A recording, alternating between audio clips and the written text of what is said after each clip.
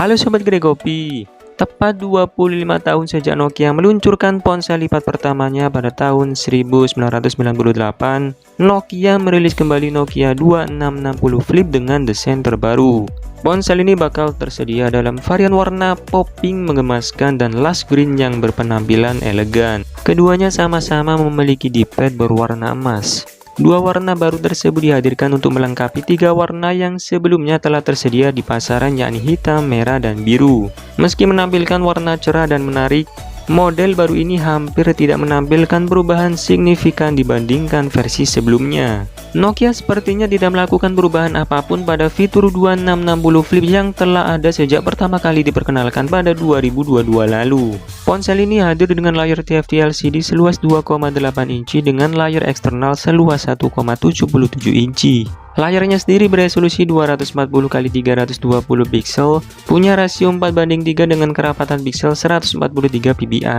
Nokia 2660 Flip dibekali chipset Unisoc T107 fabrikasi 22 nanometer dengan CPU 1 GHz Cortex A7.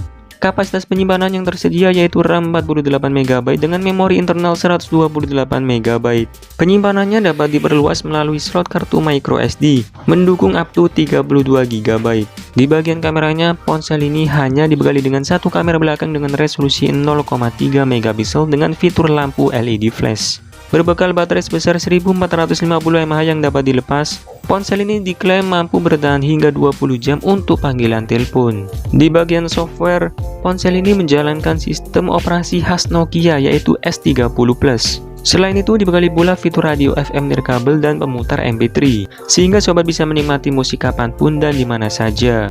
Ponsel ini juga dilengkapi tombol darurat, di mana sobat dapat melakukan panggilan hingga 5 kontak secara cepat dan mudah. Perihal harga, Nokia 2660 Flip dijual seharga 80 euro atau sekitar 1,2 jutaan.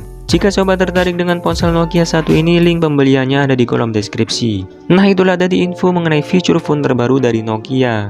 Terima kasih sudah menonton video ini, dan seperti biasa saya admin Kedai Kopi pamit undur diri. Sampai ketemu lagi di video menarik berikutnya. Bye-bye.